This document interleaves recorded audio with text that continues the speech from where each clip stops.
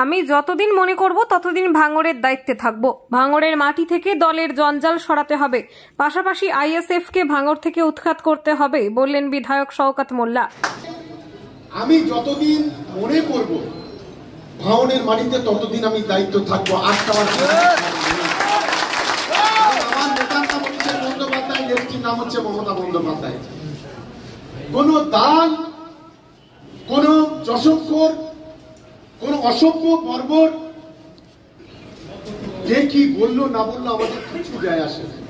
2026-এর বিধানসভা নির্বাচনকে পাখির চোখ করে ভাঙড় থেকে আইএসএফকে উৎখাত করার হুঁশিয়ারি দিলেন বিধায়ক শওকত মোল্লা। পাশাপাশি তিনি আরো বলেন, আমি অভিষেক বন্দ্যোপাধ্যায়ের সাথে মিটিং করেছি, সিদ্ধান্ত নেওয়া হয়েছে ভাঙড়ের মাটি থেকে দলের জঞ্জাল সরাতে হবে, পাশাপাশি আইএসএফকে ভাঙড় থেকে উৎখাত করতে হবে বললেন বিধায়ক শওকত মোল্লা। আমার সাথে অভিষেক বন্দ্যোপাধ্যায় 45 মিনিট কথা বলেছে। 45 মিনিট ধরে আমরা মিটিংটা করেছি। আমাদের একটাই সিদ্ধান্ত নেই, ভাঙড়ের মাটি থেকে যে জঞ্জালগুলো আছে দলের জঞ্জালগুলো সরানো হবে।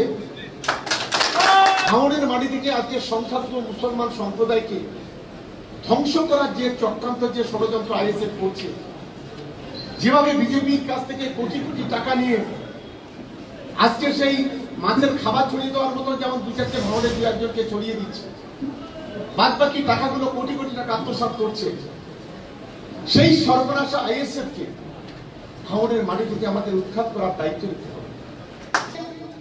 আমি যতদিন মনে করব ভাঙড়ের মাটিতে ততদিন আমি দায়িত্ব থাকবো। আমার নেতার নাম হচ্ছে বন্দ্যোপাধ্যায়, নেত্রীর নাম হচ্ছে মমতা বন্দ্যোপাধ্যায়। কোন দাল, কোন যশস্কর, কোন অসভ্য বর্বর কে কি বললো না বললো আমাদের কিছু যায় আসে না।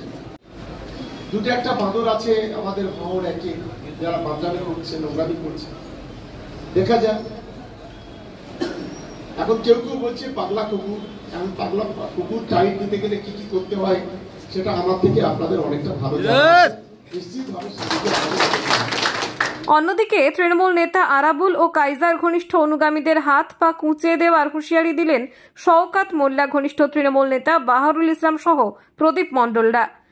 এই বাংলার মতো লোকদের তারা বসে থাকে আমাদের পাশে, এদের অকাত আছে, দলের কোন ভূমিকা আছে, দলের জন্য কিছু করেছে।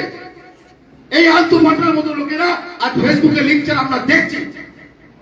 আমরা চুপ করে বসেছিলাম, কিন্তু আজকের পর থেকে জানিয়ে দিই, এই আলতু মাঠের মতো লোকেদের যদি কালকের থেকে ওদের বুথের বাইরে দেখি ট্যাঙ্ক ভেঙে রেখে দেবো। কারোর ভাবের ক্ষমতা নেই ওদের বাঁচানোর। ওদের কে ভাব থাকুক, যদি তার বাপে জন্ম দিয়ে থাকে নারায়ণপুরে আসুক, নারায়ণপুরে থেকে মারবো, নারায়ণপুরে দাঁড়িয়ে মারবো। আমরা দলের ক্ষতি করবে আর আমরা ছেড়ে দেবো?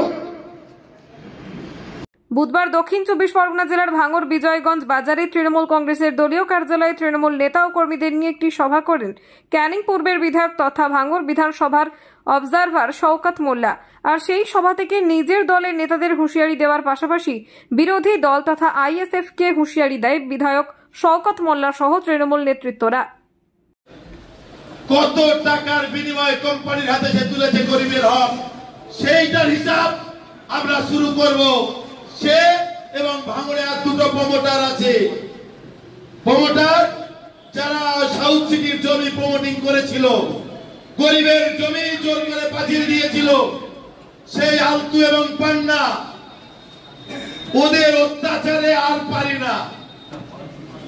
ফেসবুকে যে ধরনের নোংরা নোংরা কথা পার্টির বিরুদ্ধে লিখছে, পার্টির বিরুদ্ধে হাইকোর্টে গিয়ে বিভিন্ন ভাবে আমাদের প্রিয় নেতা জানার নামে ভাঙড়ে দায়িত্বে আসার আগ পর্যন্ত একটা থানায় ডায়েরি ছিল না, তার নামে একাধিক মিথ্যা কেস, মিথ্যা মামলা লোক তৈরি করে সাজিয়ে সে কি করছে, হাইকোর্টে বিভিন্ন ভাবে রিপিটিশন করছে।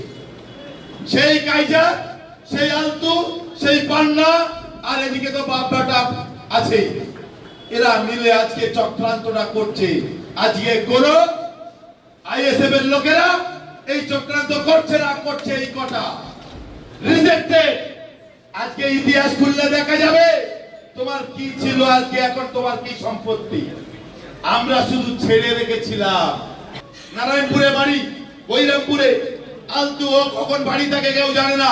ভোরের দিকে বাড়ি যায়, ভোরের দিকে বাড়ি গিয়ে সারাদিন ঘুমায়, আর উঠে তারপরে ফেসবুক করে।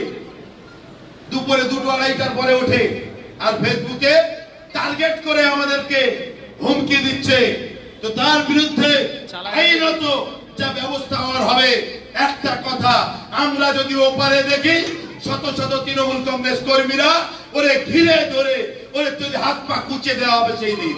আপনারাও এপারে আপনারা লক্ষ্য রাখবেন এপারে এসে গুলোগুলি করছে কিনা, আমাদের তৃণমূল কংগ্রেসের মধ্যে বিভাজন ঘটাচ্ছে কিনা। আমাদের প্রিয় নেতা, আমাদের অভিভাবক, আমাদের নেতা শওকত মোল্লা, কারণ এখানে আমরা তৃণমূল কংগ্রেস করি। মমতা ব্যুরো রিপোর্ট হাই ডট।